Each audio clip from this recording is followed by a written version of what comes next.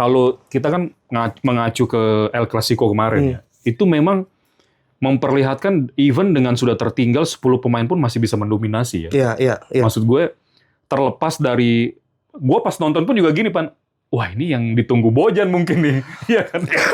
Betul. Tapi berani mendominasi dengan jumlah pemain yang kurang itu kan, maksud gue itu sesuatu hal juga gitu kan gitu. Sedangkan dalam El Clasico bukan cuma menyerang, ada taktik-taktik yang bagaimana lu cara memenangkan pertandingan gitu. Iya. Nah, Bojan dan Persib berpengalaman akan hal itu. Iya. Itu yang sering dibilang non teknisnya kan. Non teknis. Memang kalau main games di luar pertandingan ya. Iya. Satu lagi yang gue salut ya, Berginio ya. Berginio yang ternyata sebenarnya kan kalau ngeliat posisi dia bisa juga di beberapa kayak di nomor 10 bisa, tapi rasanya sulit lah geser Tom Hai. Tapi main di flank ternyata gila juga gitu. Yang sering ngasih umpan nggak ketebak gitu loh Pan. Itu salah satu kunci juga menurut gue ketika Berginio naik di peak-nya ternyata bisa ngasih kontribusi yang gede juga kan buat Persib Bandung gitu. Berginio mungkin mencukup membaik di 5 pertandingan terakhir ya. Iya. Di awal-awal dia masih ke bawah main di Borneo lah yang juga Bonito. Dia masih itu kalau nggak berubah menurut gue mungkin nasibnya sama kayak William. Iya. Mungkin nggak juara untuk hat-trick musim ini? Kalau mungkin. Dikerucutkan aja lah tinggal. Bisa nggak Persib juara musim ini untuk mencetak hat-trick? Bisa.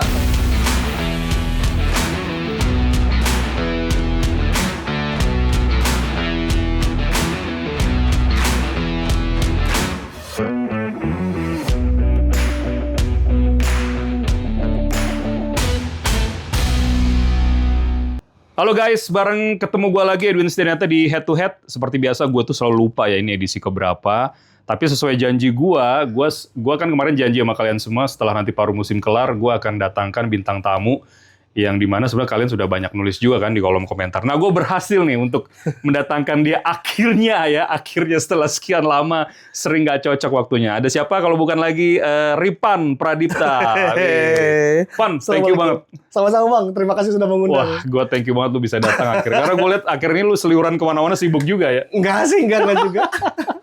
Pan, kita mau akan banyak bahas di Super League aja. Oke. Karena gue ngerasa memang harus diakui musim ini tuh level kompetitifnya kan sebenarnya lebih ketat ya. Iya, meningkat ya. Meningkat, plus nanti pasti juga bahas Persib karena nggak ada yang nyangka loh Pan, di awal musim. Iya, betul. Banyak hilang pemain, terus siapa yang nyangka tiba-tiba sekarang posisi 1 gitu ya. Nah, kalau lu melihat dulu dari secara umum ya Pan ya, Super League musim ini dari beberapa peserta, calon juara yang diunggulkan sampai dengan tiba-tiba yang tergambar di klasemen paruh musim itu seperti apa Pan?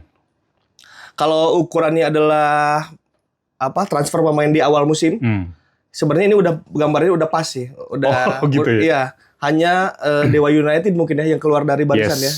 Kita menganggap dulu Dewa mungkin akan ada di barisan 3 besar gitu, dengan pemain-pemain yang diambil dan sebagainya. Cuman kalau gambaran klasemen saat ini Persib, Persija, Borneo FC, Maluku memang udah diprediksi sejak awal kan, karena pengambilan pemainnya juga memang dari awal sudah meyakinkan dan sebagainya. Nah, yang di luar radar sebetulnya Persita ya.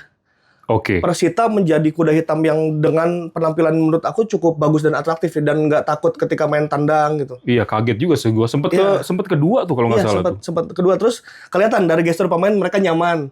Enjoy, setidaknya kita lihat Hoki Caraka deh. Hoki Caraka tuh main amat timnas tuh beda tuh. Dia nyaman, berani pegang bola, berani duel 1 lawan 1.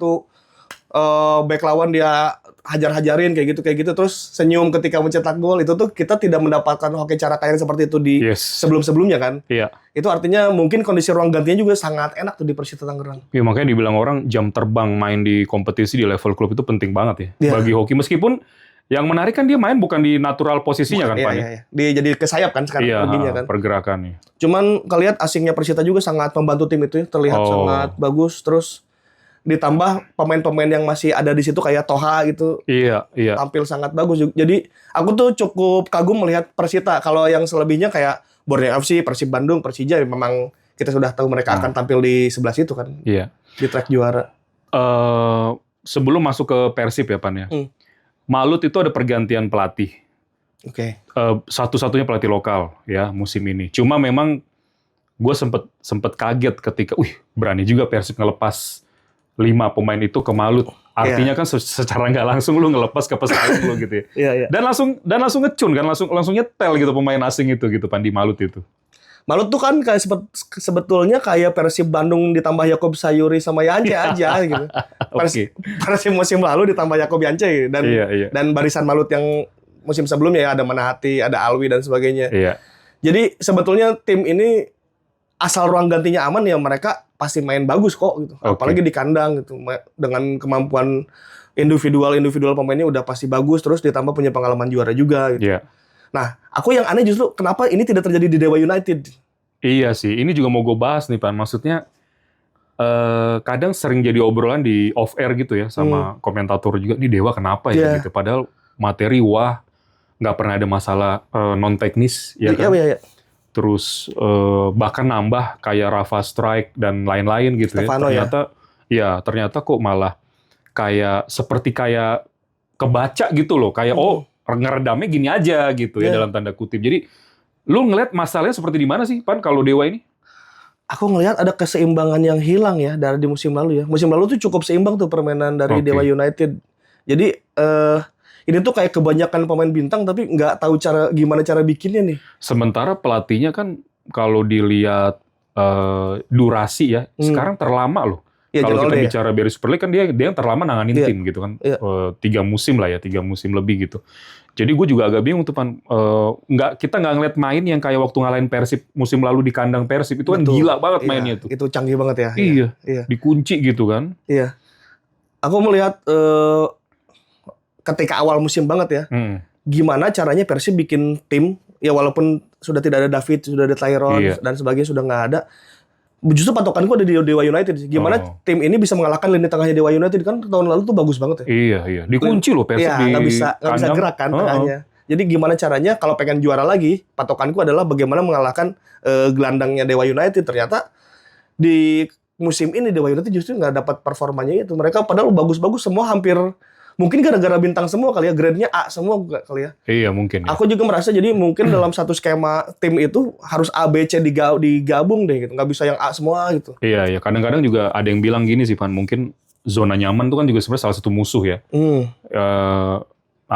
Yang harus dirubah juga oleh pelatih. Pelatih kan sebenarnya berpengalaman nanganin bintang kalau kita bicara recurring pengalaman di Eropa kan betul. gitu. Kita lihat Alex Martin ya sangat drop kan dari musim lalu. Jauh. Dari musim lalu bisa mencetak banyak gol sampai sekarang tuh jadi turun banget. David tuh masih bagus kan. David lumayan ya. Dari musim lalu tuh nggak turun banget gitu ke musim sekarang. Nah Alex Martin kenapa jadi begini ya gitu. Iya. Banyak peluang yang miss kan. Banyak ya. Finishing yang dia dapetin tuh kayak wah kenapa ya Stefano Lillipali juga nggak dapet peaknya waktu kayak di Borneo lagi gitu. Iya, dia kayak kebingungan. Rafael Struijk apalagi. Nah itu nanti. Lu ingat gak gue pernah ngomong gini Pan? Lu jangan ngomong masa depan timnas cerah hanya gara-gara usia pemain timnas masih muda. Maksud gue ini contohnya karena tiap pemain tuh bisa underperform. Kecuali kalau kolam lu pemain berkualitas banyak, kita kan enggak kan. Kita kan terus-terusan naturalisasi tapi kan bukan grade A juga, jadinya itu pasti akan ada underperform gitu maksud gue. Iya maksudnya kayak Rafa gitu, dia kan dari liga luar katakanlah ya. Iya. Itu kan tidak berlaku terhadap Eliano dan Tom Haye gitu. Misalnya katakanlah kultur di sini udaranya terlalu panas, temponya terlalu ngebut kayak gimana, itu kan tidak terjadi juga di Tom sama Eliano gitu. Kayak gitu, aku kaget juga sih, Rafa sangat struggling juga ya di Liga Indonesia ya. Iya. Nah, yang menarik nih Pan, dari rekor 11 kemenangan beruntun. Terus ini juga jadi pembahasan. Sorry ya buat fans Borneo, kita nih sedang mengulas aja gitu kira-kira apa penyebabnya. Karena yang gue curigai ketika dimatikan bisa diredam gitu ya. Kemampuan Peralta sama Juan Villa akhirnya drop juga akhirnya sekarang. Dan itu kelihatan loh kemarin waktu lawan Persita. Yang terbaru aja, kan gue siaran tuh. Aduh gila, itu berat kalau udah 2 itu dikunci gitu Pan. Lu ngeliatnya seperti apa kalau Borneo selain itu Pan? Iya, awal-awal kan diuntungkan juga dengan itu juga ya, Borneo dengan jadwal yang bagus ya. Dia menghadapi tim-timnya bagus. Itu betul. Satu keuntungan. Nah, kemudian ketika melawan tim yang lebih taktikal dan kuat secara materi di tahun ini, mulai kelihatan tuh bolongnya tuh Borneo tuh. Menurutku peak-nya Borneo itu ketika dia championship series yang liganya ada championship ada. Oh iya, itu musim lalu ya? 2 musim lalu. 2 musim lalu. 2 musim lalu. Itu peaknya ketika ada Stefano Lillipali dan di akhirnya ada William Pluim datang bergabung. Menurutku itu harusnya momen Borneo juara sih. Iya sih, benar. Secara karakter tim dapat, secara Peter Hoekstra ya. Kan Hoekstra. Sebelumnya ada Milomir dulu. Ya, itu aja udah bagus. Terus Hoekstra masuk masih bagus tuh mainnya. Sayangnya saat itu ada sistem ketika juara grup harus ada 4 besar lagi untuk 4 game. Nah, itu di situ Borneo kehabisan bensin ketika pemain-pemainnya cedera pada akhirnya. Iya, benar. Cuman Ezi Buffon saat itu aku lihat yang ya sisa-sisa tenaga tinggal di si Ezi gitu. Nah, itu harusnya momen ketika Borneo juara menurutku. Nah, setelah itu seperti kehilangan soul, ada nyawa. Memang pemain selalu bagus-bagus ya. Kalau Borneo FC selalu dapat pemain bagus, dapat kayak Peralta, Pato kayak gitu. Cuman waktu di zamannya Stefano Lillipali itu menurutku tuh lagi ada nyawa-nyawanya gitu. Ada pemain Borneo aslinya di situ. Nyawa Borneo-nya ada di situ. Nah, Fajar masih ada ya. Fatur Rahman. Fajar masih ada. Masih ada Nadeo gitu. Nah, di musim ini awalnya memang seperti meyakinkan, cuman menurutku ada sedikit nyawa yang hilang di kayak dulu tuh ada Lillipalinya gitu. Iya. Ada identitas Borneo yang harus dicari lagi di pemain. Iya, dan sebenarnya kan sekarang tuh kayak di tanggung awal musim Peralta tuh bisa nanggung beban itu ya, awal musim kelihatan. Itu on fire tuh menurut gua, banyak kontribusinya mungkin hampir 70% lah buat tim gitu. Nah, sekarang tuh udah agak sulit gitu. Gue lihat terus Fajar nggak ada, Ezi Buffon mungkin oke, bertahan, tapi overlap menyerang juga masih belum secepat Fajar gitu. Jadi menurut gue sih sekarang PR besar manajemen dan pelatih sih, kalau memang masih mau bersaing gitu. Iya, bagaimana caranya menyerang tidak lagi lewat Peralta, karena semua tim Liga 1 kayaknya udah tahu deh cara nguncinya Peralta. Iya, bener. Kalau awal-awal Peralta emang lagi bagus banget, karena orang juga masih kaget nih Peralta gimana cara mainnya ya gitu. Iya. Kalau yang lain menurutku bagus aja sih pemain, cuman lagi-lagi pembedanya ya. Ketika Peralta sudah dikunci, Borneo harus mencari jalan lain. Mungkin di nomor 10 dan di striker ya. Iya. Pan, gue mengerucut nih ke Persija dan Persib. Ya, Persija salah satu permainan terbaik Persija yang pernah gue lihat ya di musim ini juga gitu. Betul. Dengan cepet klop gitu ya. Mauricio Souza, kemudian pemain-pemain Brazil dengan tanda kutip kualitas gitu ya. Ada, mereka punya. Sekarang mungkin kayaknya sih kalau nanti 3 besar sampai pekan 26 masih Persib, Persija, Malut, mungkin sampai akhir masih seru tuh ya. Persija adalah kandidat juara lah, Bung, kalau dari... Betul, makanya itu gue bilang kalau masih 3 itu di atas, itu kayaknya sampai pekan terakhir mungkin penentuan gelar juara. Betul, iya. Persija, Persib, Malut ya pada akhirnya, dan siapa yang bisa bertahan tanpa cedera dan tanpa kelelahan, dia akan keluar sebagai juara. Iya. Dan di sini diuntungkan Persija menurutku. Oh, kenapa, Pan? Karena Persib masih main ACL. Oh iya, konsentrasi terbagi. Di Februari dia masih sibuk tuh. Setidaknya 2 pertandingan dulu di Thailand. Betul. Kalau lolos masih ada 2 pertandingan lagi. Itu cukup menguras tenaga, karena kemarin ketika lawan Malut kalah pun itu imbas dari kelelahan banget kan itu. Betul. Sebetulnya kalau tidak kelelahan, 1 poin dari Kiraha kayaknya bisa kekejar tuh. Cuman kelihatan tuh udah kakinya udah nggak bisa tuh main tuh. Iya, udah kelihatan banget sih memang. Kelihatan lelah. Nah, Persib masih punya agenda 2 kompetisi. Malut kan lagi-lagi kayak Persib musim kemarin, tergantung Ciro, David, Tyron sekuat apa mereka bertahan. Ketika 1 atau 2 mesinnya mereka bisa absen atau cedera, itu tuh agak goyang tuh Malut tuh. Oke. Mencari jalan. Nah, Persija kedalaman tim bagus. Jadwal hanya 1 kompetisi kan. Mereka terus bisa fokus di sana ya. Iya, terus masalah dia selama ini yang tidak bisa bermain kandang sekarang udah solve kan. Oke. Kalau dulu kan masih kelempar-lempar tuh, nggak bisa main kandang. Ada. Nah, iya juga sekarang sih. tuh udah di JIS, udah di GBK terus tuh. Itu kan salah satu formula untuk juara kan, kita bisa bermain di kandang selama mungkin kan, seperti PSM di Parepare lah. Itu kan jadi win rate-nya tinggi banget tuh ketika bisa bermain kandang. Nah, ketika lo udah mulai terusir, Persib kan di 2000 ketika PSM menang tuh terusir ke Pekansari. Main kandang itu nggak bisa di Bandung terus kan. Itu juga salah satu faktor waktu itu PSM bisa juara. Nah, di musim ini aku melihat Persija hampir semua formulanya tuh ada kedalaman squad bagus. Ditambah sekarang nambah keseriusannya tuh terlihat gitu. Ketika dia bek kanan kurang, kita tambah langsung sama Fajar Fatur Rahman. Padahal dia masih ada Rio Fahmi. Masih ada Rio Fahmi, pemain terbaik kan. Bakal gila tuh sama. Kan malah sekarang yang sering diturunkan Tubarau di sana kan. Iya, Tubarau. Itu gue agak kaget, dia pemain sayap tapi masuk ke fullback gitu. Betul. Lumayan juga mainnya gitu kan, oke juga gitu. Di luar pertandingan flop dia waktu lawan Persib ya, cuman Tubarau juga bagus di sebelah situ gitu. Kemudian masih ada Doniti Pramungkas, Witan masih ada di situ. Terus yang aku lihat ya, yang tidak ada di Borneo seperti nyawa Persija tuh masih ada di Andre Tani, di Hanif Sabandi gitu. Betul. Identitasnya tuh mereka masih punya gitu. Kebagi juga lah ya, nggak cuma 1-2 pemain itu aja gitu kan. Jadi si senioritas dan identitas Jakartanya tuh dipegang oleh mereka gitu. Itu yang penting untuk partai-partai ini kan, partai-partai tensi besar tuh mereka bisa menjaga itu gitu. Nah, ngomong-ngomong soal partai tensi besar tadi yang lu singgung ya, Pan ya. Kalau kita kan mengacu ke El Clasico kemarin ya, itu memang memperlihatkan even dengan sudah tertinggal 10 pemain pun masih bisa mendominasi ya. Iya. Maksud gue terlepas dari gue pas nonton pun juga gini, Pan. Wah, ini yang ditunggu Bojan mungkin nih. Iya kan? Betul. Tapi berani mendominasi dengan jumlah pemain yang kurang itu kan, maksud gue itu sesuatu hal juga gitu kan gitu.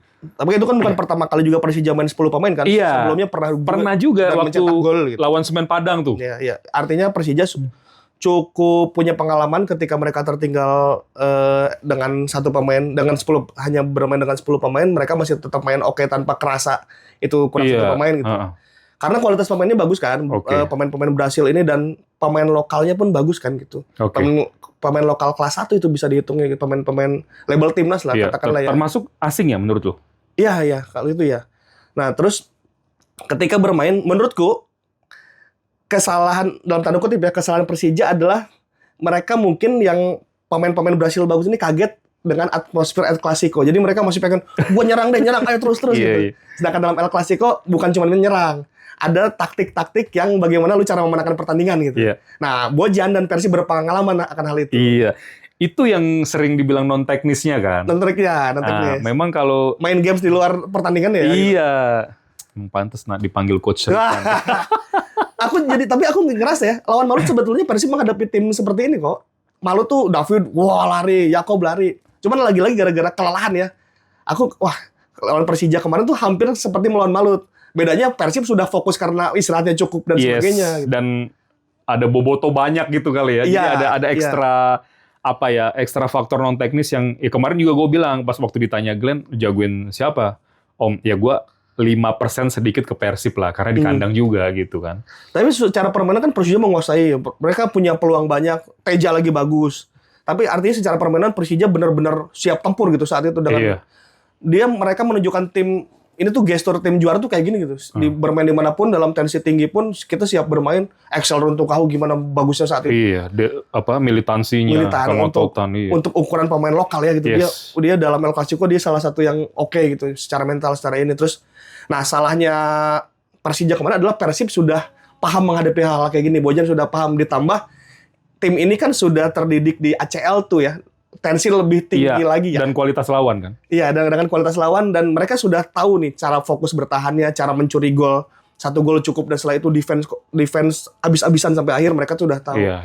Sebetulnya Persib bisa kemarin tuh ngelawan Persija dengan skema ball position tidak kalah jika Barba ada fit di situ. Masalahnya kan Barba tidak bermain dan ya ada 1-2 masalah dia nggak betah di sini kan yang membuat akhirnya dia nggak bisa bermain. Jadi kelihatan tuh dari setup dari belakang tuh mentok terus, ditambah Persija pressingnya tinggi terus kan di atas kan. Andai kata itu ada Barba mungkin masih bisa tuh main-main dari belakang, kita masih berani. Nah kemarin tuh Persib Bandung seakan deadlock di belakang, jadi bola tuh langsung ke depan lagi karena ketiadaan Barba itu. Salah satu faktor penting Barba nggak ada adalah jadi selain dia bisa ngejaga pertahanan, dia jadi tidak ada bisa yang nge-set dari belakang. Build up-nya lebih rapi build up-nya, ya. Selama ada Barba ya. Cuman kemarin oke lah untuk ukuran El Clasico penentuan calon juara musim ini tuh kemarin tuh disuguhkan dengan permainan yang oke. Iya, sebenarnya itu nanti next-nya begitu main di kandang Persija, sebenarnya itu sinyal harus diwaspadai juga kan, Pak. Apalagi kayak tadi gue bilang, kalau ternyata masih 1-2 posisi, itu kan sangat menentukan nanti. Itu apa menjadi partai penentuan yang nanti bisa jadi itu, ya. Nah, Pan, kita ke Persib ya. Oke. Kita ke Persib lagi. Jadi, gua nggak tahu nih, ada sesuatu yang berbeda nggak menurut lu di musim ini dibanding 1 atau 2 musim lalu, di mana memang fokus, kalau kita bicara sepak bola modern itu kan lebih ke transisi ya. Iya, betul. Nah, materi 1-2 musim lalu itu kan cocok banget sama transisinya Boyan gitu kan. Nah, musim ini gue lihat agak lebih merata gitu, Pan. Lu ngeliatnya seperti apa? Karena kemarin tuh kayak ngandalin banget, kayak kecepatan Ciro, finishing DDS gitu kan, kemudian Tyron. Iya, nah sekarang tuh gue agak kagetnya di situ aja, makanya sering gue bahas gitu bahwa Gue di luar dugaan Persib bangkit, sempat kalah lawan Persijap juga gue bingung, kok bisa ya, terus hilang banyak pemain itu. Nah ternyata pelan tapi pasti mungkin mentalitas masih ada, perlahan bisa ini lagi gitu, bisa naik lagi. Back on the track ya. Iya, kita juga kaget ya bahwa ketika pasca kehilangan banyak pemain yang membuat back to back, Bojan kan membuat tim lagi menyusun puzzle-nya pelan-pelan lagi dari belakang kan. Nggak gampang loh itu. Nggak gampang, sangat nggak gampang karena hampir 7 pemain, 8 pemain kunci ya, bukan pemain ini lagi kunci betul. Pergi. Bojan coba ngeset di awal-awal aku tahu fokusnya ke pertahanan. Tim ini tuh di-set untuk defensive minded karena kalau ofensif kan musim lalu tuh udah sangat ofensif ya, walaupun kita awalnya defense counter, cuman kita tahu bahwa David, Tyron, Ciro itu punya kemampuan di situ. Tapi ini kan tidak berlaku ketika main di Asia kan? Iya betul. Habis gitu. Ketika di Asia tuh tidak bisa tuh satu melewati 2 orang. Kalau di Liga Indonesia Ciro bisa tuh ngelewatin 2 orang, 3 orang. David dijaga 2 orang dia masih lewat. Benar. Tapi untuk Asia ternyata cara membongkarnya tidak seperti itu. Menurutku awalnya kan Bojan pun bilang target utama di musim ini adalah lolos fase grup di Asia. Dia nggak ngomong juara tuh saat. Kalau untuk di Liga Indonesia ya peringkat masih lolos ke Asia 1, 2, 3 masih oke lah menurut dia kan. Artinya fokusnya sudah diganti karena ya mungkin dia udah ngerasa juara 2 kali juga. Terus orang lain juga sudah pasti membaca tim ini dan pasti waspada ketika bermain lawan Persib kan. Akhirnya ya udah fokusnya kita alihkan ke Asia deh. Dan itu terjawab kan di Asia lolos. Nah, defensive minded ini cukup berhasil di Asia ternyata. Main fokus, main nyerangnya nggak terburu-buru gitu. Oper ke Olian Baros ketika nggak sanggup balik lagi ke belakang. Iya, dan sering comeback kan, sering comeback juga kan? Iya, sering comeback terus. Nah, sempat terjadi kesulitan ketika sistem yang di ACL ini dibawa ke Liga Indonesia. Ada fase Persib ini loh, kok di Liga Indonesia sistem ini nggak berjalan ya? Pakai sistem defensif tapi main pelan-pelan kan di Indonesia tabrak kuat-kuatan sampai 90 menit kan bang, individual brilliance kan. Pada akhirnya Bojan ketika wake up call-nya lawan Persija Jepara tuh yang kalah di Jepara. Bojan akhirnya putar otak juga, mendatangkan bench terakhir pemain yang Andrew Jung, Eliano, Tom Haye. Nah ternyata pemain-pemain yang bench terakhir ini bagus memberikan impact. Menurutku faktor utama pembeda akhirnya Persib bisa masuk lagi track di Liga Indonesia ketika datangnya yang terakhir. Barba, betul. Tom Haye, Reinders sama Andrew Jung. Itu membuat kembali Persib cukup kuat lagi, walaupun pelan-pelan ya progresnya ya, nggak langsung good gitu. Tapi kelihatan tuh main di belakangnya jadi nyaman lagi, defensifnya bagus lagi, pelan-pelan Baros juga bisa nyuri 1-2 momen. Jadi Persib di musim ini memang jarang menang 3-0, selisih 4, cuma selisih 1, selisih 2, selisih 1, selisih 2. Cuman ternyata kestabilan itu yang membuat Persib sekarang ada di atas. Iya. Yang paling kelihatan beda, Pan, dibanding juara di dua musim lalu itu, di materi sekarang menurut lu yang paling kelihatan beda tuh gimana, Pan? Cara main atau mungkin karena materi pemain lebih merata jadi cara main berubah atau seperti apa, Pan? Iya, cara membongkar tim lawan ya. Itu cukup. Kalau yang sekarang pakai sistem, kalau yang dulu pakai kekuatan pemain kan individual brilliance. Kasarnya kasih bola ke Ciro itu akan kebongkar tuh back sebelah kiri. Iya juga sih. Kasih bola ke David kebongkar tuh lini final third kita. Nah, untuk yang musim ini tuh harus cukup muter otak. Makanya secara gol pun top skornya tuh baru 7 gol apa Olian Baros ya gitu. Bukan yang dominan terhadap lini depan gitu. Jadi menonjol jadi top skor gitu ya. Kalau kata Bung Edwin jadi merata, ya memang jadi merata. Siapapun akhirnya bisa mencetak gol. Walaupun tidak selalu open play, kadang ada corner kick, ada set piece gitu. Cuman secara permainan Persib yang sekarang membongkarnya tidak seperti musim lalu. Perbedaan paling mencoloknya ya. Terus ada pusat permainan di Tom Haye. Ya, itu setuju gue. Gue sih belum ngecek statistik ya, Pan ya. Tapi kalau kasat mata aja bisa salah juga ya. Cuma kalau lu perhatikan ini nggak sih, sejak Tom Haye main itu ya, kayak progresif umpan-umpan kunci itu meningkat gitu loh. Iya kan? Peluang-peluang berbahaya yang dimana sebenarnya kalau kan banyak Pan umpan-umpan Tom Haye ke misalnya ke Beckham, ke siapa yang nggak jadi gol. Kalau jadi gol sebenarnya di assist mungkin udah banyak. Betul. Iya kan? Kalau Tom Haye di musim lalu mungkin itu makin ganas lagi ya David dan Ciro ya. Iya benar. Karena kayak bola udah langsung nyebrang ke depan gitu. Sentuhan-sentuhan tuh magical gitu. Si Tom Haye tuh bukan cuman passing-passing yang aman, tapi passing-passing yang beneran passing berbahaya. Iya, langsung nyiptain peluang lah ya. Langsung menciptakan peluang, betul. Nah, Itu juga terjadi di belakang menurutku. Barba tuh menciptakan itu tanpa kita sadari. Gitu. Dengan permainannya kalau misalnya kita lihat di stadion langsung, Barba tuh kayak Jay Idses mungkin ya, orang yang nggak pernah lari, tapi dia bisa ngeset dengan bagus. Dia yang ngeset geser-geser pemainnya.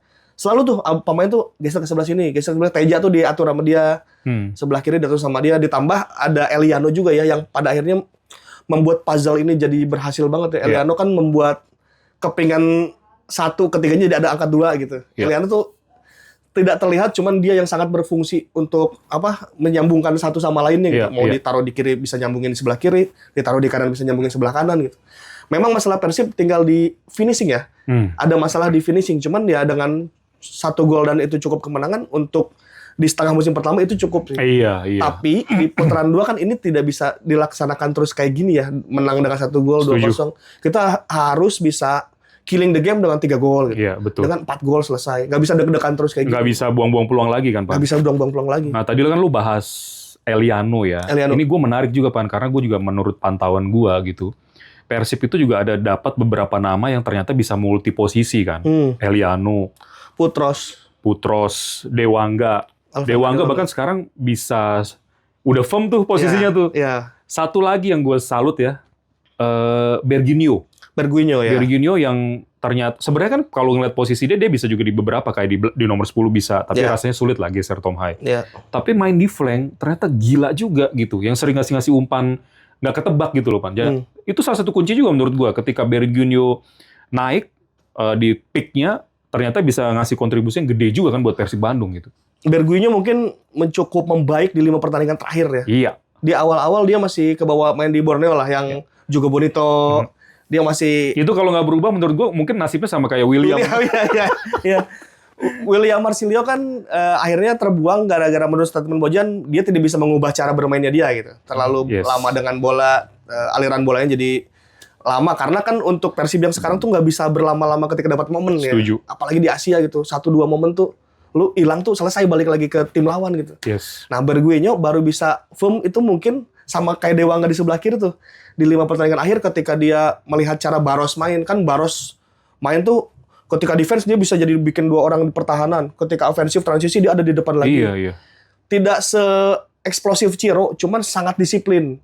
Jadi sistem player ya, tim player lah ini. Nah, Berguinho awal-awal kan masih Jogo Bonito ala-ala pemain Brasil di Liga Indonesia ya. Lama-lama dia cukup berubah juga tuh ngikutin caranya main Bojan, sistemik gitu. Nah, ketika Berguinho bermain sistem, itu tuh menjadi bagus untuk Persib karena secara kemampuan 1 lawan 1 kan dia punya gitu. Apalagi ketika dia bermain sistem, lu boleh bisa lari ketika ada ruang kosong gitu. Lu boleh gocek-gocek ketika ruangnya ada. Ketika ruangnya nggak ada, nggak usah dipaksa-paksa buat masuk. Nah, akhirnya Berguinho bisa memainkan sistem itu. Sebetulnya dia punya potensi main kayak gitu sejak awal. Kalau kita ingat lawan Persebaya tuh, golnya Baros itu melalui counter attack-nya Berguinho tuh. Betul. Terus dia track back, Ulian Baros. Cuma setelahnya dia masih pengen gocek-gocek lagi kan. Nah, di akhir-akhir ketika untuk Berguinho itu wake up call-nya ketika Persib kalah lawan Lion City Sailors. Ketika Bojan bilang, ada beberapa pemain yang nggak akan bertahan lagi di tim ini. Bojan cukup marah tuh ketika... Itu yang gue demen tuh dari Bojan tuh. Dia nggak pernah marah kan selama ini kan? Iya, cuma kalau udah ngomong gitu tuh ada yang kelewatan tuh. Di luar sistem lah gitu mungkin ya. Kita kan nggak tahu di ruang ganti seperti apa. Cuma tiba-tiba dia open ke publik bahwa akan ada beberapa pemain yang tidak bermain lagi untuk tim ini. Karena saat itu lawan Lion City Sailor harusnya bisa mengamankan ke babak selanjutnya sih. Saat hari itu kan, tapi cuma jadi kalah 3-2. Nah, dari situ Berguinho berubah tuh. Main jadi bagus, rapih, apik. Bertahan dia ikut bertahan, menyerang ikut bertahan. Jadi ada Baros, ada Berguinho, kadang-kadang di kanan tuh jadi seimbang tuh. Kalau kemarin-kemarin kan Baros yang sangat dominan ya, disiplin banget. Berguinho kadang-kadang masih lepas, masih delay. Nah, sekarang Berg bisa main firm, kemudian 1 assist kepada ruang kosong kemarin lawan Persija. Dan banyak dia sering kasih bola gitu soalnya. Itu umpan yang kadang ya unpredict gitu loh. Dan sekarang dia sudah cukup ini ya. Kalau dulu kan dia finisher ya. Sekarang dia cukup bisa menurunkan legowo ego sedikit kan. Egonya turun menjadi pengumpan gitu. Dan ya udah akhirnya Berguinho bagus dan di situ juga masih ada Beckham Putra. Dewangga juga menjadi pemain yang pelan-pelan naik di sebelah kiri gitu. Walaupun umpannya memang masih terlalu Indonesia banget lah ya masih, tapi untuk untuk nyali, untuk kemampuan dan untuk dedikasi, untuk duel 1 lawan 1 Dewangga udah cukup fit ke situ. Karena secara kemampuan kan bagaimanapun Dewangga juga mantan tim nasional. Dari kecil sudah main tim nasional. Itu kan yang dibutuhkan Bojan dalam pengalaman ikut ACL dan sebagainya gitu. Dia ambil pemain-pemain yang punya pengalaman internasional itu. Iya, dan Dewangga itu ya kalau lu perhatikan di PSIS kemarin tuh dia pernah main di center back kiri, full back kiri, wing back pernah, gelandang bertahan. Jadi maksud gue kalau Persib mengalami darurat cedera pemain pun ada banyak yang bisa dirotasi gitu, ada yang bisa di rolling gitu ya. Betul, jangan lupakan juga dia atributnya kapten ya. Iya, punya leadership. Jadi itu akan sangat membantu Persib. Kemudian fit Dewangga tuh salah satu pemain yang tidak pernah kita dengar punya riwayat cedera yang parah gitu. Jadi fit secara pemain fit. Lagi-lagi ada beberapa atribut yang mungkin juga belum dikeluarkan Dewangga. Kalau di PSIS kan kita pernah lihat dia main di defensive midfield terus bisa ngasih umpan. Iya, benar. Yang sangat bagus. Umpan silang jauh-jauh juga bisa tuh. Terus umpannya bukan yang tunggu di atas gitu, umpan yang cepat di bawah gitu kan. Dia sebetulnya masih punya kemampuan itu, cuman masih malu-malu kayaknya ya. Di Bandung tuh masih takut salah. Aku yakin Dewangga tuh masih agak di PSIS kan I'm the king gitu. Dia mau kasih umpan langsung menyeberang. Lu adjust lagi begitu masuk ke Persib kan. Dan lumayan oke gitu maksud gua. Sempet struggling lah, sempet dicadangkan lah, sempet lama dicadangkan, kemudian ketika dia dikasih main, wah ini nih Dewangga, ya bahwa dia memang levelnya masih level timnas. Ya satu level dengan Witan di Persija gitu, seperti Hansamu, Hanif Syabani memang level-level yang sudah timnas dari dulu gitu. Iya, oke. Pan, lu kan, gue yakin lu pasti sudah memperhatikan Persib itu kan sudah lama ya Pan. Dari tahun berapa kira-kira? 95-an lah. Berarti Liga Indonesia. Liga Indonesia pertama yang juara. Oh iya, Indra Thohir ya. Indra Thohir. Ah ya, gue nonton juga sih dikit-dikit itu. Lumayan lah gue nonton zaman-zaman itu sampai ke GBK juga. Nah, kalau lu perhatikan dari era-era itu ya, Pan ya, menurut lu tim Persib terbaik itu di kapan, Pan? Tim Persib terbaik yang sekarang yang Bojan Hodak sih, menurut lu. Nih guys, ya. Jadi gue mau ngasih tau ke kalian juga, kalau kita bicara era 90-an kan sepak bolanya beda ya? Iya, beda. Terus masuk ke era Firman sama, pernah sama Atep nggak sih? Pernah. Itu pas juara sama Atep, Firman. Maksud gue kan udah masuk era ball possession juga kan, yang tinggi. Nah, tapi sekarang itu memang kalau kita ngomongin tactical itu agak berpengaruh sama transisi, ngerti kan maksud gue, Pan? Iya, modern. Iya, jadi lu nggak bisa bahas soal apa-apa taktik terus gitu loh, ngerti kan maksud gue, Pan? Iya. Karena nggak akan jalan kalau transisi lu nggak bener gitu. Betul. Dan sorry tuh gue bukannya gue ini bukan bobotoh ya, tapi gue harus akui Bojan Hodak itu gokil banget. Master transisi dia. Nah itu maksud gue, orang kadang nggak banyak lihat gitu, Pak. Iya. Jadi kadang-kadang masih kebawa main indah lah, apalah. Ini yang maksud gue mindset ini. Sekarang lu bilang sepak bola kalau menang itu kan lu harus nyetak gol. Even lu nggak mendominasi position football, tapi lu bisa cetak gol. Cari satu momen gol. Kan beda juga hasilnya gitu maksud gue. Ya produk akhir dari sepak bola dan pertandingan kan kemenangan ya. Dan cetak gol. Cetak gol tapi untuk menang gitu maksudnya. Iya. Nah. Bahkan untuk sistem turnamen ada kemungkinan tidak cetak gol pun bisa menang gitu di adu penalti misalnya. Iya bener. Nah Persib dan Bojan Hodak yang sekarang ya sudah paham soal itu. Yes. Soal kemenangan, makanya Bojan sangat marah ketika Lion City Sailor bisa comeback 3-2 waktu di Singapura gitu. Harusnya kita bisa nge-close hari itu, kita lolos ke babak selanjutnya gitu. Oh iya, benar. Dan di ACL kalau dilihat cara mainnya tuh sangat-sangat pragmatis gitu. Sangat defensif, jadi nggak yang pengen mendominasi kecuali lawan Bangkok yang terakhir ya, karena mungkin main di hadapan Bobotoh dan pengen memastikan kemenangan secepat-cepatnya itu. Iya. Itu cukup nyerang tuh Persib yang lawan Bangkok di terakhir. Cuman tetap sistemnya terlihat transisi. Kalau untuk transisi Bojan rajanya lah. Iya. Kalau kita lihat di musim lalu itu ada Ciro, ada Tyrone, itu kan raja transisi kan. Ketika bola di dia kasih 30 meter udah selesai gol. Dan kuncinya juga ini Pan, ternyata gue kadang baca-baca juga. Jadi memang pemain yang terlihat cepat itu maksudnya dia cepat memang di sprint pendek gitu. Sprint, apa hubungan sprint pendek di sepak bola? Hubungannya di transisi itu kan sebenarnya gitu.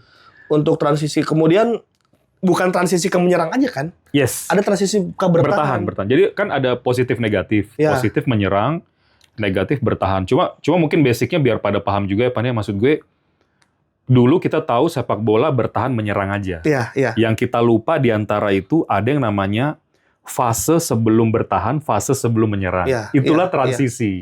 Jadi biar kalian paham juga ya teman-teman, di sini gue ingin menjelaskan dengan bahasa yang sederhana dan Ripan paham nih soal ini gitu. Nah kalau lu kan Indra Thohir nonton dulu ya, itu kan juara cuma lu lihat gak sih mainnya yang banyak bola lambung? Iya. Belum rapi secara transisi, masih banyak ruang. Ya. Kalau sekarang Pak, kadang ruang itu tuh makin sempit gitu, karena lu baru megang bola aja, 2 tuh langsung ngepres. Kalau dulu tuh kayak ditunggu di belakang gitu loh, jadi ini masih sempet balik badan gitu kan. Zaman Bang Firman, kalau zaman Indra Thohir kan Persib menang karena tim ini sudah dibangun lama ya, dari sekitar 86 mungkin. Iya. Tim betul. Yang anak-anak muda 86, kemudian juara di 90, kemudian 93, 94, kemudian 95 di akhir. Setelah itu hampir telat pergantian generasi kan. Betul. Sampai akhirnya baru juara lagi 2014, Bang Firman, Pak Jajang. Nah itu pun, ini kan core-nya core Pelita Jayanya Pak Jajang kan. Ini anak-anak yang dididik di Sawangan lah, Pelita Jaya. Bang Firman, Ridwan, Supardi masih ada. Nanjar. Betul. Nah, Sahar masih ada tuh ya? Sahar masih ada. Kipernya Sahar, Made, Dede Natsir. Nah, itu adalah tim yang terbentuk karena ruang gantinya sangat kompak. Jadi di fase 2014 tuh masih fase-fase seperti Sriwijaya FC lah. Oke. Waktu Kas Harta di juara gitu. Bagaimana ketika ruang ganti lo enak, non teknis enak, gaji lancar dan sebagainya, ini tim udah kemungkinan juara nih. Iya. Jadi untuk permainan sih, secara permainan nih oke nih, enak dilihat nih. Enak dilihat Karena Jajang juga memang filosofinya begitu, yang dominan. Iya, masih pegang bola banyak, kemudian inilah rapi lah gitu. Kan core-nya Pak Jajang masih core-nya Indra Thohir 95 kan, asisten Indra Thohir saat itu kan Pak Jajang kan. Jadi tapi saat itu memang yang terbaik untuk Bandung ya itu gitu. Formulanya mengembalikan sepak bola Bandung hingga akhirnya menjadi juara. Kemudian fase berubah tuh, sepak bola menjadi modern tuh pelan-pelan tuh. Fase berubah apalagi ketika pasca Covid dan sekarang fase 9 pemain asing, 11 pemain asing ya.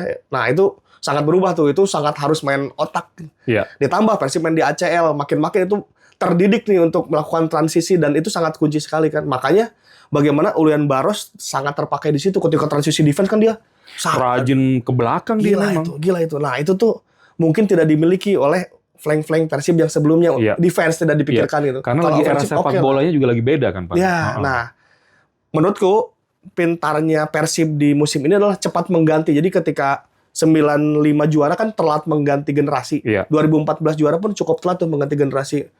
Ketika yang era back to back, walaupun mereka back to back dan kuat, itu nggak ada urusan diganti tuh generasi tuh, cuek aja gitu mereka. Dan ternyata ini cukup oke pemain-pemain yang lagi-lagi soal transisi tadi ya. Eliano Rennes tuh cakep banget dalam transisi. Lu bisa lihat dia posisinya back, tiba-tiba ketika nyerang tinggal 3 orang, Eliano di situ tuh satu tuh. Ya gua rasa football IQ-nya oke sih. Oke. Mungkin juga Sintayong, andai Sintayong bisa melihat saat itu ya, awal-awal Eliano datang kan, Sintayong seperti belum tahu nih, Eliano sebenarnya posisinya apa, kemampuannya seperti apa gitu. Nah, Bojan tuh akhirnya bisa menemukan potensi terbaik Eliano, kayaknya emang jago juga sih dari dulunya, kita cuma nggak pernah tahu aja gitu. Jadi baru kelihatan justru kan orang banyak ngeliat Eliano di Persib ini. Iya. Kalau saya pribadi sih ya. Iya. Oh, dia bisa main di back kiri. Oh, dia bisa main back kanan. Gue sih berharap STY nonton nih. STY lihat dia gitu kan. Iya kan. Yang dulu dia kayaknya agak anti gitu. Ya gue nggak tahu anti apa enggak. Cuma emang nggak masuk ininya gitu skemanya. Soalnya timnas STY sempat kebingungan ketika mencari back kiri, nggak ada kaki kiri gitu. Ketika Verdo nggak bisa tuh kebingungan backup. Terus di back kanan juga seperti mencari-cari saat itu ya. Andai saat itu kita sudah tahu Eliano bisa berpotensi di posisi manapun tuh kayaknya Eliano bisa di situ deh. Gitu. Bisa main di sayap depan, sayap kanan kiri. Kalau kita kan taunya dulu flank kanan ya, flank kanan di depan. Agak ragu tuh kalau mau masang Eliano di belakang. Ternyata dia bisa. Telat juga kita tahunya soal Eliano nih. Kemudian ya lagi-lagi ya ada magical di Bandung seperti Tom Haya di gelandang, itu kan udah sangat magical ya sentuhan-sentuhannya. Jadi dia dia bisa bermain sistem, ditambah dia punya visi yang bagus. Itu nilai plus. Di belakang ada Barba juga, visi yang bagus. Jadi putaran 1 karena memang punya sistem yang baik, adaptasinya cepat juga, dan ditambah punya beberapa pemain yang punya magical touch gitu. Pan, by the way status Barba nih akhirnya gimana sih, Pan? Nah, itu dia. Untuk saat ini statusnya masih pemain Persib karena punya kontrak 2 tahun, artinya 1,5 tahun lagi. Ketika ada tim yang mau, itu harusnya lo bisa nebus opsi pertama, nebus beli atau di loan. Kan ada gosip di mana-mana walaupun belum tentu benar ya. Gosipnya tuh klausulnya bisa keluar kalau ada klub Eropa nawar. Oh, nggak tahu. Gue dengar tapi kan ini masih gosip lah, benar apa enggak. Cuma maksud gue ya itu penyelesaiannya paling manajemen juga yang paling tahu lah ya. Iya. Tapi karena menurut gue sih gini ya, ini kan kita bicara konteks profesional ya. Ya kalau memang gak usah berlarut-larut sih menurut gue sih. Iya. Harus cepat juga. Karena bisa mengganggu ruang ganti nantinya. Yes, itu dia. Maksudnya kalau ada penggantinya ya sudah sesegera mungkin aja gitu kan. Iya, untuk Barba walaupun berat gitu.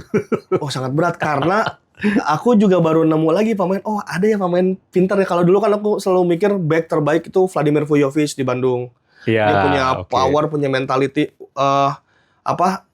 Dia nggak mau kalah dalam satu pertandingan gitu. Mentalnya tuh kayak gitu. Mental Balkan. Kemudian ada Nick Kuipers.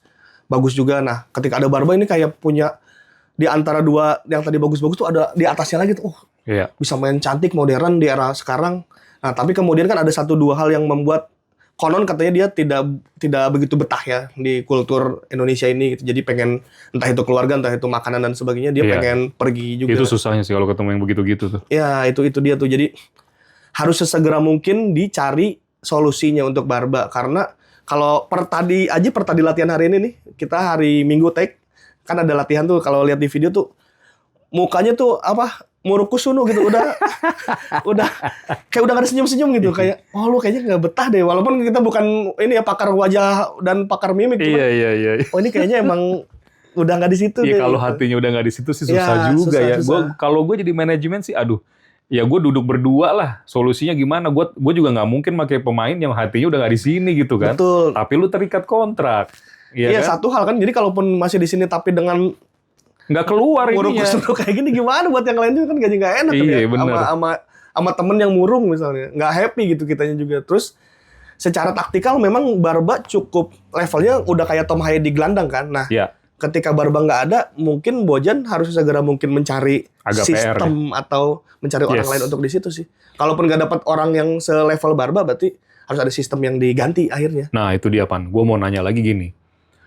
Di posisi mana sekarang kira-kira perlu penambahan lagi sih? Karena kan tadi lu bilang paruh kedua pasti akan lebih berat. Berat. Ditambah masih ada di Asia gitu. Posisi mana aja, Pan? Satu penyerang yang klinis ya, penyerang finisher yang bisa memanfaatkan peluang sejelek apapun peluangnya dia bisa nyetak. Ya udah nggak bisa buang-buang lagi nih untuk level itu. Kedua di pos gelandang bertahan.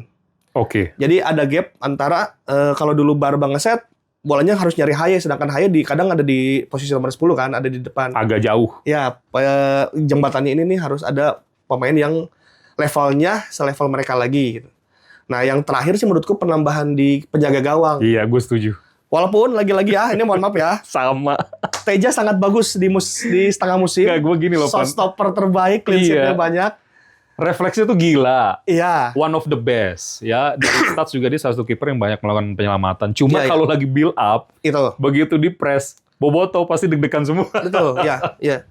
Untuk level yang lebih tinggi seperti Asia ya, ACL itu memang atribut setup dan build up itu cukup penting untuk penjaga gawang. Jadi mungkin kalau ada penambahan di penjaga gawang untuk menambal itu. Jadi katakanlah ada bangunan ya 1, 2, 3, 4 gitu. Penjaga gawang, back, gelandang sama penyerang gitu.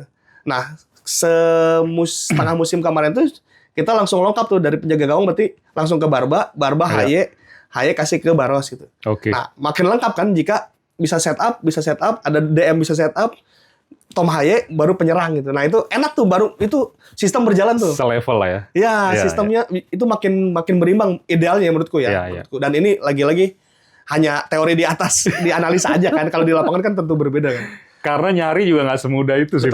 Memang nyari yang kualitas itu susah. Tapi ya sudah lah, gue rasa Boyan tahu betul kebutuhannya seperti apa, sesegera mungkinnya seperti apa. Dia juga pasti akan komunikasikan ya sama manajemen. Nanti kita tunggu saja ya Pan ya, sama-sama. Iya betul. Nah, pertanyaan terakhir gue Pan. Persib masih menurut lu mungkin nggak juara untuk hat-trick musim ini? Mungkin. Dikerucutkan aja lah, tinggal... Bisa nggak Persib juara musim ini untuk mencetak hat-trick? Bisa, kalau pertanyaannya bisa. Oke. Bisa, karena secara modal, tim ini masih punya kedalaman skuad yang bagus. Jadi, ini tuh masih aman-aman aja kok. Dewa Angga menurut yang tadi aku bilang masih belum, ini masih 70% Dewa Angga kali. Iya masih sih, belum sih. bisa berkembang masih bisa lagi. Lebih bagus lagi. Kita juga tahu Dewa Angga punya set piece yang bagus, dia bisa ngambil set piece, punya kayak gitu, itu belum keluar tuh. Kemudian Beckham Putra juga lagi dicoba-coba di nomor 10. Manusia ini pasti punya kemampuan yang ditaruh dulu sama dia, dirahasiakan nih kayaknya. Nah, terus kayak Lucho juga kita masih melihat dia rata-rata air. Kita tahu dia di tim sebelumnya kapten dan di Liga Malaysia dia sangat megang sekali gitu. Oke. Jadi untuk kedalaman skuad, Persib dan Persija menurutku salah satu dua yang terbaik saat ini. Untuk Malut memang kayak lagi-lagi seperti Persib musim lalu, kalau motor-motornya ini cedera atau absen, mereka mungkin akan kesulitan gitu dalam menembus tim lawan. Jadi kalau ada pengerucutan ya kita bilang, kata Bang Edwin tadi, 3 tim ini akan bersaing sampai akhir. Iya. Nah kalau pertanyaan masih bisa mempertahankan, masih bisa sih. Nanti kita lihat aja ya Pan ya. Gue Iya. sih penasaran. Pekan 26 masuk misalnya 28, pekan 30 ternyata masih 3 itu. Wah itu seru sih. Iya, Gila sih. dan ini transfer window ini sangat menentukan nasib setengah musim ke Iya depan. betul.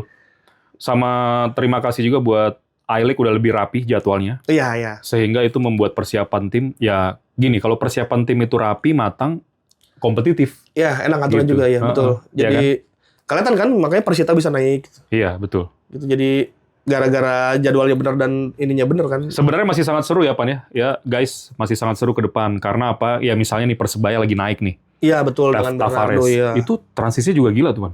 Wah, kalau itu ya Maksud gue tim-tim yang kesana, hati-hati juga di 4 besar ini. Ya nggak sih? betul, dan jangan ragukan lagi Gali Freitas. Dia akhirnya sudah menemukan lagi. Iya, bener. Kan untuk Gali di striker atau sayap yang punya nyali dan punya kecepatan di situ kan. Ngotot kan mainnya. Nah, dikasih Bernardo Bahaya udah. 30 meter terakhir ini sekarang udah mainnya Iya, udah bener. keluar tuh Gali tuh. Jadi Gitu. kalau Boyan gimana-gimana kayaknya cocok ya. Wah, gimana nih? Itu juga sih, aku tidak pernah membayangkan ya ketika tim ini tanpa Bojan gitu. Iya, Kan kita tahu kontraknya juga 3 tahun kan Bojan kan. Gue tuh dulu sempet ragu loh. Terhadap Bojan. Waktu dia gantiin Luis Mia. Luis Mia, oh ya, di Iya kan, gue Bandung. sempet, ini bisa Iya, nggak ya? Gitu ya. Iya. Tapi karena gue juga ngikutin perkembangan sepak bola, ternyata wah gila juga transisinya. Oke ya. Dan yang paling gila sih musim ini menurut gue. Kalau secara transisi permainan ya. Secara dia harus adaptasi pemain baru, Iya, cepat. sistemnya, taktikalnya gitu. Iya. Gila sih menurut gue. Iya. Itu aja. Dan sudah terjadi di ACL ternyata ya. Iya. Penerapan taktiknya di ACL ini bisa bikin berhasil menjadi pemimpin klasemen, Yes. kemudian ke babak selanjutnya. Kayaknya makin oke sih kalau lolos lawan ini nih, lawan Ratchaburi. Iya, dan makin ya, Pak. Iya. Wah, keren. Nggak buat beli-beli main kan, Iya, lumayan iya, kan. iya, Buat iya, gaji iya. juga kan bonus-bonus. ACL. Pan, thank you banget ya. Sama-sama Bang. Aman. Makasih banget udah datang. Gua thank you banget. Akhirnya lu ada waktu. Mudah-mudahan kita ada kesempatan ketemu sama-sama di mana lagi lah ya. Boleh, gitu ya. boleh. Aman. Pokoknya jangan sungkan-sungkan. Siap. Jangan ini kalau gua kontak lagi ya, kita bahas lagi gitu. Aman dong. Guys, kira-kira gitu dulu ya pembahasan gua sama Ripan. Seru banget ya kalau udah bahas Super League. Terus persaingan nanti seperti apa. Sekali lagi teman-teman, bahwa memang channel Head to Head ini gue bikin untuk memberikan sebuah informasi yang dalam tapi juga santai. Cuma kalian dapat faedahnya gitu ya. Pokoknya tonton terus, jangan lupa like and subscribe. Kasih komentar positif sebisa mungkin gue akan like atau gue jawab. Oke, sampai ketemu lagi di edisi berikutnya. Bye-bye.